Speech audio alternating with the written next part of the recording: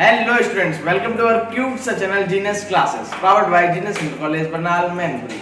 तो देखिएगा, पिछले लेक्चर्स में हम आपको लाइट, रिफ्लेक्शन एंड रिफ्रैक्शन पढ़ा चुके हैं, तो उसमें कुछ भी बचा नहीं है। लेकिन कल वीडियो अपलोड नहीं कर पाई क्योंकि कल मैंने न्यूमेरिकल्स की वीडियो बनाई थी, बट वो बहुत बड़ी हो गई, 2 घंटे के लगभग पहुंच गई, तो और साइज भी उसकी बहुत बड़ी हो गई, इसलिए मैं अपलोड नहीं कर सका, मुझे माफ करें। तो आज नए चैप्टर के साथ आए, वो वीडियो भी मेरे पास है, बट जब समय मिलेगा और साइज के अनुसार डाटा होगा हमारे पास तो हम उसे अपलोड कर देंगे, ठीक है। तो आज हम स्टार्ट करेंगे कि नया चैप्टर जो बहुत ही इंटरेस्टिंग चैप्टर है, केमिस्ट्री का सेकंड चैप्टर है, जिसका नाम है एसिड, बेस एंड सॉल्ट। बहुत ही अच्छा चैप्टर है, बहुत पसंद करने वाले हो आप लोग इस चैप्टर को। तो एक नई एनर्जी के साथ स्टार्ट करते हैं नया चैप्टर। आप सभी को very good morning, very good afternoon, very good night, जिस समय भी आप हमारी वीडियो देख रहे हो और पढ़ रहे हो। तो चलिए शुरू करते हैं। तो सबसे पहले हम जानेंगे introduction of acid, base and salt. आज जो टॉपिक हमारा इसमें हम जानेंगे एसिड क्या है, बेस क्या है और सॉल्ट क्या है, कैसे पहचानेंगे। लेकिन उससे पहले आपने क्लास 10th में पढ़ा क्लासिफिकेशन ऑफ मैटर। क्या पढ़ा?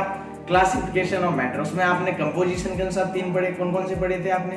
कंपोजिशन के अनुसार भी आपने 3 पढ़े। एलिमेंट में भी होता है, जो भी होता है, कंपाउंड्स एंड मिक्सचर्स पढ़े थे ना। स्टेट के अनुसार भी 3 पढ़े आपने, सॉलिड, लिक्विड, गैस। वैसे तो 2 और होते हैं, प्लाज्मा एंड बीएससी, लेकिन आपको वो नहीं जानना है। तो स्टेट के अनुसार आपने पढ़े। फिर सॉल्यूशन के अनुसार भी आपने 3 पढ़े, सॉल्यूशन, कोलाइडल सॉल्यूशन, और एक पढ़ा था सस्पेंशन। तो आपने ये पढ़े सस्पेंशन, कोलाइडल और सॉल्यूशन। लेकिन वहीं आपने जो अभी पढ़े कंपोजिशन के आधार पे पढ़े थे, वो आपने 3 पढ़े थे। कौन कौन से? Compound, mixtures and element. तो यदि मैं मिक्सचर की बात करूं तो यहाँ मिक्सचर हमारे 2 थे। कौन कौन से थे? Homogeneous and heterogeneous. ये सिर्फ बता रहा हूँ कि क्लास 9th का फर्स्ट चैप्टर उसमें था, क्योंकि उससे थोड़ा सा रिलेशनशिप है यहाँ। अब कंपाउंड की बात करें तो कंपाउंड हमारे 2 प्रकार के थे। कौन से? Covalent bond and ionic bond. अब समझो कंपाउंड क्या होता है, वैसे सब 9th में था। देखो कंपाउंड क्या होता है, जब हमारे एलिमेंट होते हैं। एलिमेंट जानते हो? पीरियोडिक टेबल में जितने भी एलिमेंट्स होते हैं उन्हें एलिमेंट्स ही कहते हैं। जितने भी होते हैं, हाइड्रोजन, हीलियम, जितने भी एटसेट्रा 118 होते हैं, सभी एलिमेंट्स हैं। अब ये एलिमेंट्स आपस में मिलके कुछ बनाए, जो कुछ भी बनाते हैं, मतलब एक एलिमेंट दूसरा एलिमेंट दोनों मिलके जो कुछ भी बनाते हैं उसे हम कहते हैं कंपाउंड। हम कह सकते हैं जब 2 या 2 से अधिक एलिमेंट एक साथ मिलते हैं तो उन्हें हम बोलते हैं कंपाउंड। क्या बोलते हैं? कंपाउंड्स। तो कंपाउंड 2 प्रकार से बनते हैं। जो कंपाउंड मिलते हैं, आपस में मिलकर बनते हैं, वो 2 प्रकार के बनते हैं। कैसे? एक होते हैं कोवेलेंट बॉन्ड, एक आयनिक बॉन्ड। अब बॉन्ड क्या होता है? तो बॉन्ड का मतलब होता है संबंध। कोई कैसे संबंध बनाता है किसी से, कोई कैसे। तो यहाँ कंपाउंड के संबंध बनने का तरीके 2 हैं। एक, कोई लोग होते हैं जो कोवेलेंट बॉन्ड बनाते हैं, कुछ लोग होते हैं जो आयनिक बॉन्ड बनाते हैं। अब समझो आयनिक बॉन्ड क्या होता है, कोवेलेंट बॉन्ड क्या होता है। तो देखो पहले क्या देखो, पहले देखो आयनिक बॉन्ड। आयनिक बॉन्ड क्या होता है? देखो यहाँ पे आयंस का ट्रांसफर होता है, आयंस, आयनिक बॉन्ड, आयंस। अब क्या होता है वो मैं अभी समझाता हूँ। लाइक मान लो आप किसी की शॉप पे गए, दुकान पे गए, मान लो कोल्ड ड्रिंक लेने गए आप, ठीक है। कोल्ड ड्रिंक लेने गए, आपने उसे रुपए दिए या कुछ भी दिया, उसने पूरी आपको कोल्ड ड्रिंक दे दी। ऐसा तो नहीं है आधा अपने पास रख लिया, आधा कुछ भी, आपको पूरी बोतल रुपए के अनुसार दे दी। उसने जो भी आपको लगा उसने दे दी, आपने जो भी मांगा बोतल, ठीक है, पूरी बोतल दे दी। तो ये क्या है? परमानेंट ट्रांसफर हो गया।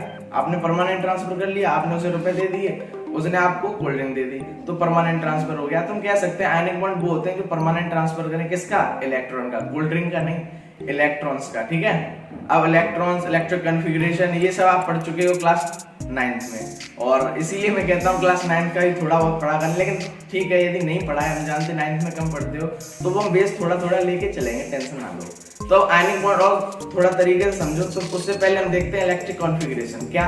Electric configuration. इलेक्ट्रिक कॉन्फ़िगरेशन आप जानते हो, एटॉमिक नंबर जानते हो? कुछ नहीं जानते तो आपको पीरियोडिक टेबल आनी चाहिए। पीरियोडिक क्लासिफिकेशन आपके हम चैप्टर भी है, लेकिन मैं बता दूं उससे पहले भी आपको पीरियोडिक टेबल थोड़ी बहुत तो आनी चाहिए। वहां पे एलिमेंट के नाम, एलिमेंट का एटॉमिक नंबर, एटॉमिक मास आपको आना चाहिए। यदि मैं सोडियम की बात करूं तो आप पीरियोडिक टेबल में देखना, सोडियम है, उसका एटॉमिक नंबर होता है 11। कितना? 11। अब इलेक्ट्रिक कॉन्फ़िगरेशन की बात करें तो हम जानते हैं पहले ऑर्बिट में 2 होते हैं, ठीक है, इलेक्ट्रॉन्स। फिर दूसरे में बढ़ते हैं 8, 8, 8, 8, 16 अनुसार चलते हैं। तो स्टेबल होने के लिए किसी को कितने चाहिए? 8 चाहिए या 2 चाहिए। पहली में 2 चाहिए, फिर 8, 16, 32 ऐसे चाहिए होते हैं। तो आप समझ सकते हो। तो अब क्या है, सोडियम के पास कितने? 11। यदि कॉन्फ़िगरेशन करें तो 2, 8, 2 और 8 कितने हो गए? 10 हो गए, 1 बचा 1।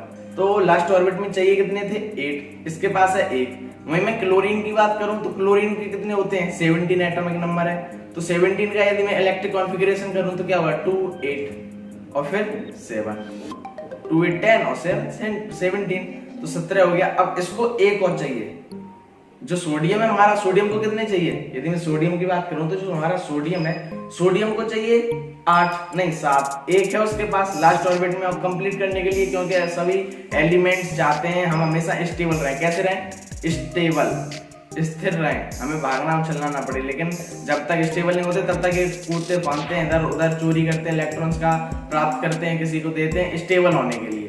तो अब जो सोडियम है, सोडियम की इलेक्ट्रिक कॉन्फ़िगरेशन में क्या हुआ 2 8 1, लास्ट ऑर्बिट में 1 है। क्लोरीन की बात करूं तो क्लोरीन के 2 पहले में हो गया, दूसरे में कितने हो गए 8 हो गया, तीसरे में 7। तो इसको 1 चाहिए स्टेबल करने के लिए, इसको 7 चाहिए, क्योंकि 8 होना चाहिए लास्ट ऑर्बिट में। तो अब देखो, यदि आपके पास 90 रुपए, मेरे पास 10 रुपए, तो हमें 100 चाहिए, आपको भी 100 चाहिए, तो आप क्या करोगे, अपने 90 रुपए हमें दे दोगे 90, या मैं आपको 10 दूंगा। 10 दूंगा भैया, आप क्यों दोगे, आप कहोगे अच्छा मेरे पास इतने, मैं तुमसे लेने की जगह दे और दूं, तो नहीं ना। तो इसके पास एक ही है, तो ये तो नहीं सोच पाएगा कि भैया आप अपने 7 हमें दे दो। तो ये क्या करेगा, भाई तुम्हारे पास एक की कमी है तो हमसे ले लो। तो वो क्या करेगा, अपना इलेक्ट्रॉन क्लोरीन को दे देगा, और क्लोरीन की भी स्टेबल हो जाएगी, लास्ट ऑर्बिट में 8 हो गए, और जो हमारा सोडियम था, सोडियम के भी पहले 2 और 8 10 हो गए। तो ये क्या हो गया, ये दोनों आपस में रिलेशनशिप बना लिया। इसने क्या किया, अपना इलेक्ट्रॉन था उसका परमानेंट ट्रांसफर करके क्लोरीन को दे दिया, परमानेंट ट्रांसफर कर दिया क्लोरीन को। तो अब ये क्या होता है, परमानेंट ट्रांसफर ऑफ इलेक्ट्रॉन, क्या कह सकते हैं, permanent transfer of electrons is known as ionic bond. क्या होता है, आयनिक बॉन्ड। आयनिक बॉन्ड कैसे बनते हैं, यहाँ पे इलेक्ट्रॉन का परमानेंट ट्रांसफर हो, एक से दूसरे में चला जाए, ये होता है परमानेंट, तो हम उसे बोलते हैं आयनिक बॉन्ड। अब समझो कोवालेंट बॉन्ड क्या होता है, अब समझते जाना मेरी बातें, क्योंकि ये सब आगे फिर से हम पढ़ेंगे अच्छी तरीके से, लेकिन ये थोड़ा सा बेस है, ये नहीं समझ पाओगे तो एसिड बेस एंड साल्ट आपको थोड़ा सा समझ में नहीं आएगा, आपको थोड़ी सी प्रॉब्लम होगी। तो आप समझो कोवालेंट बॉन्ड क्या है, यहाँ तो ये परमानेंट ट्रांसफर हो गया। लेकिन कोवालेंट की बात करें तो कोवालेंट बॉन्ड में होता है शेयर, इलेक्ट्रॉन का शेयर होता है। लाइक आप कोल्ड ड्रिंक लेके आए और आपका फ्रेंड भी है वहीं पे, ठीक है, तो आप क्या करोगे, पूरी तो उसे नहीं दे दोगे ना, यदि 2 ग्लास निकल रही है उसमें, तो आप क्या करोगे, 1 ग्लास को ले लोगे, 1 ग्लास उसे दे दोगे। तो ये क्या हो गया, शेयर, किसी चीज को शेयर किया, आप खाना लेके आए तो आपने फैमिली में शेयर किया, आप कुछ और चीज लेके आए खाने वाली चीज या कुछ भी फ्रूट्स वगैरह, तो आप पूरी फैमिली में शेयर करते हो। तो ऐसा होता है शेयर ऑफ इलेक्ट्रॉन।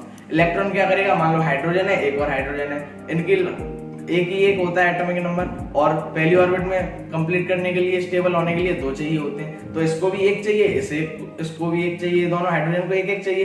तो अब क्या करें, ये अपना दे देगा तो इसके पास कुछ नहीं रहेगा, ये दे देगा तो इसको कुछ नहीं मिलेगा।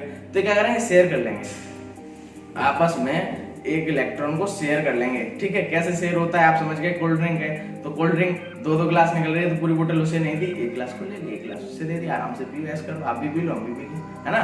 तो उसी प्रकार यहाँ पे जो कोवालेंट बॉन्ड होते हैं हमारे, कोवालेंट बॉन्ड क्या करते हैं, शेयर कर लेते हैं, इलेक्ट्रॉन को शेयर करते हैं। परमानेंट ट्रांसफर नहीं होता है इसमें, शेयर कर लेते हैं, भैया तुम भी ले लो थोड़ा, हम भी ले लें, बड़ा सा इलेक्ट्रॉन है, आधा आधा कर लिया, ठीक है, तुम भी ले लो, हम भी ले लो, दोनों लोग खुश। तो ये शेयर होता है, जैसे कि फैमिली में होता है। और मैं बता दूं, सबसे अधिक कंपाउंड जो भी बनते हैं वो कोवालेंट बॉन्ड से बनते हैं, सबसे अधिक।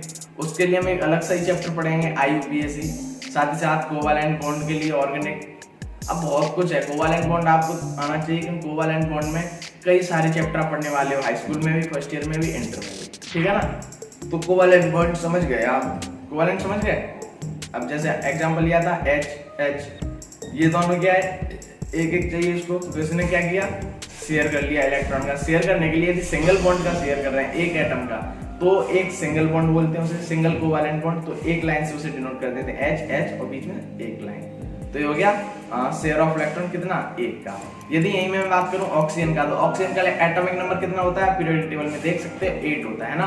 तो यदि इलेक्ट्रिक कॉन्फ़िगरेशन करें तो पहली ऑर्बिट में 2 हो गया और दूसरी में 6 हो गया, कितना 6। तो इसको पूरा करने के लिए 8 चाहिए होता है 6 7 8 2 चाहिए। अब ऑक्सीजन इधर भी, ऑक्सीजन इधर भी, ये क्या करेंगे, आपस में शेयर कर लेंगे। आप समझ सकते हो अधिकतर क्या होता है, अपने अपने परिवार में ही होते हैं शेयर, कम ही होते हैं ऐसे कि दूसरे लोग शेयर करें आके। तो अपने फैमिली में अधिक शेयर होता है। तो ऑक्सीजन है, ये भी ऑक्सीजन है, 2 चाहिए, इन्होंने क्या 2 का शेयर ही कर लो, तो वो डबल लाइन हम कर देते हैं बीच में, इसे हम कहते हैं डबल कोवालेंट बॉन्ड। और ऐसे यदि हम नाइट्रोजन की बात करें तो नाइट्रोजन के कितने होते हैं, 7 एटॉमिक नंबर होता है 7। तो अब पहली ऑर्बिट में हो गया 2, दूसरी में कितना हो गया 5। अब इसको कितने चाहिए, 3 चाहिए, 3 चाहिए इसको कंप्लीट करने के लिए, क्योंकि 3 दोनों नाइट्रोजन को चाहिए, तो यह क्या करेगा 3 का शेयर कर लेगा, 1 2 3 3 लाइन शो कर देगा। ऐसे कहेंगे ट्रिपल कोवैलेंट बॉन्ड। तो आप बॉन्ड समझ गए। अब देखो जितने भी हमारे एसिड बेस एंड सॉल्ट बनते हैं वो इन्हीं की हेल्प से बनते हैं, कोवैलेंट बॉन्ड की हेल्प से और आयनिक बॉन्ड की हेल्प से। तो देखो अब मैं आज जैसे कि बहुत बड़ी वीडियो ना हो इसलिए मैं सिर्फ आपको इंट्रो कराऊंगा एसिड बेस सॉल्ट से। उसमें हम आपको बताएंगे कि किस प्रकार से हम पहचान सकते हैं एसिड कैसा होता है, बेस कैसा होता है, सॉल्ट कैसा होता है। तो देखो केमिकल प्रॉपर्टीज के अनुसार कंपाउंड को हमें 3 भागों में बांट दिया, एसिड बेस एंड सॉल्ट। क्या? Acid base and salt. अब देखो एसिड क्या होते हैं, एसिड यदि हम टेस्ट की बात करें तो एसिड हमें श्योर लगेंगे खाने में। यदि हम किसी एसिड को खाएं, लाइक नींबू खट्टा क्यों होता है हम खाते हैं, ऑरेंज यदि कच्चा ऑरेंज है तो वो भी खट्टा होता है। तो आम कच्चा आम हो तो अभी वैसे भी आम का सीजन चल रहा है, कच्चे आम खाना वो भी खट्टे होते हैं। तो इनके अंदर एसिड पाया जाता है। हम कह सकते हैं इनके अंदर क्या पाया जाता है, एसिड। कर्ड है, ठीक है, दही है, मट्ठा, मिल्क रखा हुआ, तो ये सब क्या हो जाते हैं, कड़वे हो जाते हैं क्योंकि इनमें एसिड का फॉर्मेशन होने लगता है। वो सभी हम आगे बताएंगे आपको किस तरीके से होता है। तो एसिड का टेस्ट कैसा होता है, श्योर। वहीं मैं बात करूं बेस की, तो बेस होते हैं कड़वे, बिटर होते हैं टेस्ट में। यदि हम टेस्ट की बात करें तो जो बेस होते हैं वो हमारे बिटर होते हैं, कड़वे होते हैं। और वहीं मैं साल्ट की बात करूं तो साल्टी होते हैं, ठीक है ना, खारे होते हैं। पहचानेंगे, अभी दिक्कत मत लो। अब देखो एसिड की बात करें तो एसिड और बेस इनको समझ लो, साल्ट आप यूं समझ जाओगे, लेकिन एसिड और बेस पहले समझ लो। यदि मैं बात करूं आर्हेनियस थ्योरी की, आर्हेनियस थ्योरी थी, आर्हेनियस जो सर जी थे, एक साइंटिस्ट थे, उन्होंने बताया था कि एसिड और बेस की एक थ्योरी दी थी। उसमें उन्होंने बताया कि यदि मैं किसी एसिड को वाटर के साथ डिसॉल्व करूं तो हमें डिसोसिएट होने के बाद हाइड्रोनियम आयन या हाइड्रोजन आयन देगा। क्या? यदि मैं किसी भी एसिड को वाटर के साथ डिसॉल्व करें, घुलाएं मिलाएं, तो वो क्या होगा, वो क्या देगा हमें, तो वो हमें हाइड्रोनियम आयन H3O, क्या H3O प्लस, तो हाइड्रोनियम आयन या फिर H आयन H प्लस, ये तो कोई भी दे सकता है हमें। और वही मैं बात करूं यदि आर्हेनियस के बेस के अनुसार, तो बेस में उन्होंने बताया यदि हम किसी बेस को लिक्विड वाटर के साथ मिलाएं, मतलब H2O के साथ मिलाएं, तो हमें वो OH आयन देगा, हाइड्रोक्साइड आयन, OH आयन। पहचानने की बात करें तो पहचान आप ऐसे भी सकते हो, अधिकतर, मैं ये नहीं कहूंगा सब में होता है, अधिकतर क्या होता है, जैसे हमारे यदि हम एग्जांपल की बात करें तो एसिड लेते हैं, एसिड है HCl, हाइड्रोक्लोरिक एसिड। दूसरा लेते हैं सल्फ्यूरिक एसिड H2SO4। तीसरा लेते हैं हाइड्रोफ्लोरिक एसिड HF, और लेते हैं हाइड्रोब्रोमिक एसिड HBr, और लेते हैं HNO3, ठीक है, नाइट्रिक एसिड। तो आप देख सकते हो इन जितने भी एसिड इसमें अधिकतर सबसे आगे क्या क्या है, H। तो हम पहचानने के लिए कह सकते हैं अधिकतर जो हमारे कंपाउंड्स होते हैं, कंपाउंड में हमें H लगा होता है, तो वो हमारे सभी एसिड होते हैं, सभी नहीं होते हैं, कुछ होते हैं। लेकिन ये रिएक्शन में आप जानोगे, एक्सपेरिमेंट करके जानोगे हाइड्रोजन आयन कौन दे रहा है, हाइड्रोनियम आयन कौन दे रहा है, वो एसिड होते हैं।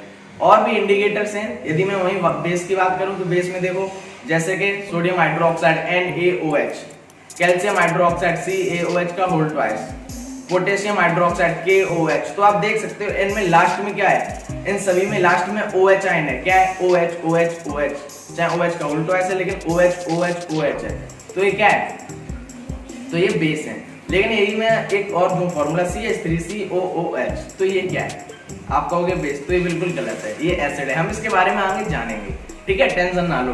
CH3COO अलग होता है और H अलग होता है, हाइड्रोजन आयन देता है हमें H आयन, ठीक है। ये बात हम बाद में करेंगे, लेकिन आप ये समझो कि आगे जितने में H होता है वो सभी हमारे ज्यादातर क्या होते हैं, एसिड होते हैं, और OH भी होता है वो सभी ज्यादातर हमारे बेस होते हैं। तो आप ये समझ गए। अब देखो साल्ट क्या होता है, फिर जब एसिड और बेस, क्या जब एसिड और बेस इन दोनों को एक साथ रिएक्ट करा दें तो हमें दो चीज मिलती है, एक सॉल्ट मिलता है, एक वाटर मिलता है। तो जो सॉल्ट मिलता है, मेटालिक सॉल्ट मिलता है, तो उसे हम साल्ट कहते हैं, समझ सकते हो। आपने ये रिएक्शन पढ़ी है, इस रिएक्शन का नाम क्या है, यदि आपने फर्स्ट चैप्टर हमारा पढ़ा है तो उसमें हमने टाइप्स ऑफ रिएक्शन में बताया है। इस रिएक्शन का नाम होता है न्यूट्रलाइजेशन रिएक्शन। जब हम किसी एसिड को बेस के साथ मिलाते हैं तो हमें एक वाटर मिलता है और साथ साथ एक मेटालिक साल्ट मिलता है। क्या मिलता है, मेटालिक साल्ट, कोई भी हो सकता है। तो ये साल्ट होते हैं। अब इंडिकेटर्स की बात करूं, इंडिकेटर से भी, इंडिकेट का मतलब होता है, इंडिकेटर्स का मतलब इंडिकेट करे, इंडिकेट कर दे कि हाँ भैया ये एसिड है, ये बेस है। तो हमें अभी 3 जानेंगे, और भी हैं जो हम बाद में जानेंगे, लेकिन अभी नॉर्मल तरीके से 3 जानेंगे। पहला है लिटमस। लिटमस से आपने कई बार सुना होगा, लिटमस से आप वाकिफ हैं अच्छी तरह। तो ये एक प्लांट से हमें मिलता है, लिकेन नाम के प्लांट से। किसके प्लांट के नाम से, लिकेन नाम के प्लांट से। अब ये प्लांट क्या होता है, एक सॉल्यूशन निकालता है जिसका न्यूट्रल सॉल्यूशन होता है पर्पल कलर का। किस कलर का? पर्पल कलर का। अब उस सॉल्यूशन को यदि हम किसी एसिड के साथ मिला दें, उस सॉल्यूशन को यदि हम किसी एसिड के साथ मिला दें तो हमें कलर देगा रेड कलर का। कैसा? रेड। और यदि उसी पर्पल सॉल्यूशन जो लिटमस का है उसको हम मिला दें किसके साथ? बेस के साथ, तो वो हमें थोड़ा सा कलर चेंज करके ब्लू कलर दे देगा। ठीक है, लेकिन वहीं यदि मैं बात करूं न्यूट्रल सॉल्यूशन यदि पर्पल है, उसी प्रकार हमें ये स्ट्रिप में भी मिलता है। जो लिटमस है वो हमें पेपर के रूप में भी मिलता है। दो पेपर होते हैं, एक रेड लिटमस पेपर, एक ब्लू लिटमस पेपर, जैसा आपने देखा होगा लैब में कई बार, है ना। तो अब क्या होता है, यदि किसी उस पेपर को मैं एसिड में डालूं, अब चेक करना, लिटमस पेपर बहुत सस्ता मिल जाएगा आपको। वो पेपर लें, पेपर लेने के बाद आप नींबू पे रखें तो वो बिल्कुल ब्लू होगा और रेड कर देगा। यदि ब्लू लिटमस पेपर को हम रखते हैं तो वो रेड कर देगा। इससे हम समझ सकते हैं यदि किसी भी ब्लू लिटमस पेपर को रेड कर दिया जाए तो मान लेना वो एसिड में मिलाया गया है। वहीं यदि हम बेस की बात करें तो किसी भी रेड लिटमस पेपर को, कैसा? रेड लिटमस पेपर को हम बेस में मिला दें, किसमें? बेस में मिला दें, तो वो हमें कलर चेंज करके ब्लू दे देगा। दूसरी बात, एसिड क्या है? एसिड हमारी स्किन जला सकता है, बहुत ही हार्ड होते हैं, और साथ ही साथ बेस भी ऐसे ही होते हैं। बेस भी हमारी स्किन जला देंगे हार्ड हो तो। ठीक है, तो एसिड बेस को इंडिकेट एक तरीका। दूसरा होता है मिथाइल ऑरेंज, ये भी एक सॉल्यूशन होता है। यदि मैं इसकी न्यूट्रल सॉल्यूशन की बात करें तो आप नाम से ही समझ सकते हैं मिथाइल ऑरेंज। तो ये न्यूट्रल सॉल्यूशन होता है, ऑरेंज कलर का होता है, लेकिन ऑरेंज कलर के इस न्यूट्रल सॉल्यूशन को हम एसिड के साथ मिला दें तो हमें कलर चेंज करके देता है, उसका नाम है रेड। तो हम कह सकते हैं जब रेड होगा तो ये एसिड के साथ मिला दिया गया है। उसी के साथ साथ यदि हम मिथाइल ऑरेंज को, जो हमारा न्यूट्रल सॉल्यूशन है ऑरेंज कलर का, उसको बेस के साथ मिला दें तो कलर चेंज करके हमें येलो कलर देगा। कैसा? Yellow colour. तो ये भी एक क्या है, हमारा इंडिकेटर है जिसे हम बोलते हैं मिथाइल ऑरेंज। तीसरा इंडिकेटर और फिनोप्थलीन। क्या नाम है? फिनोप्थलीन। ये क्या है? इसका जो न्यूट्रल सॉल्यूशन होता है वो कलरलेस होता है। इसका जो न्यूट्रल सॉल्यूशन होता है वो कलरलेस होता है, कलरलेस। ठीक है ना। अब क्या है, इस कलरलेस न्यूट्रल सॉल्यूशन को यदि हम किसी एसिड के साथ मिलाएं तो रिमेन कलरलेस रहता है। कैसा रहता है? रिमेन कलरलेस, वो कोई कलर चेंज नहीं करता। लेकिन यदि हम बेस के साथ मिला दें तो कलर चेंज हो जाता है और पिंक कलर का हो जाता है। कैसा? Pink colour. तो आप समझ गए एसिड क्या होता है, बेस क्या होता है, सॉल्ट क्या होता है। जो हमारा एसिड होता है वो आप समझ सकते हो, टेस्ट में श्योर होता है, इंडिकेटर्स में हम बता चुके हैं, अधिकतर रेड होता है, और फिनोप्थलीन में ये कलरलेस ही रहता है। साथ ही साथ मैंने बताया ये H+ आयंस देता है या फिर हाइड्रोनियम आयन को फॉर्मेशन करता है जब वाटर के साथ डिसॉल्व करते हैं, जो कि आर्रेनियस जी ने हमें एक थ्योरी दी थी एसिड और बेस की। वहीं मैं बेस की बात करूं तो बेस बिटर होते हैं, कड़वे होते हैं टेस्ट में। साथ ही साथ इंडिकेटर में हमने बता दिया है ये क्या करते हैं, रेड को ब्लू लिटमस में चेंज कर देते हैं। ठीक है ना। और साथ ही साथ ये येलो हो जाता है यदि मिथाइल ऑरेंज की बात करें। और वहीं यदि हम बात करें फिनोप्थलीन की, तो फिनोप्थलीन में ये कैसा हो जाता है, पिंक कलर का हो जाता है बेस, यदि हम उनके सॉल्यूशन में इनको मिलाते हैं। तो ये सभी लैब में हम करके दिखा सकते हैं, हमारे यहाँ के जो भी बच्चे देख रहे हैं, भाई बहन देख रहे हैं। ठीक है ना। तो ये तो एसिड बेस सॉल्ट की पहचान हो गई, अच्छी तरह इंट्रो हो गया, थोड़े से इंडिकेटर्स भी मैंने बता दिए हैं। अब कल हम जानेंगे एसिड के बारे में अच्छी तरीके से, क्या प्रॉपर्टी है एसिड और बेस की, क्या रिएक्शंस होती हैं जो कि आपको सभी जाननी चाहिए, माननी चाहिए, बहुत अच्छी रिएक्शंस होती हैं। तो आज की वीडियो में बस इतना ही बताएंगे आपको। ठीक है ना। कंपाउंड समझ गए, कोवैलेंट बॉन्ड समझ गए, आयनिक बॉन्ड समझ गए, एसिड बेस और सॉल्ट को पहचानना समझ गए। सॉल्ट क्या था, एसिड और बेस को जब रिएक्ट कराते हैं तो वाटर मिलता है और सॉल्ट मिलता है। तो आज की वीडियो में बस इतना ही। अब हम आपको कल बताएंगे एसिड बेस रिएक्शंस या फिर एसिड के बारे में, जो कि जल्दी आने वाला है।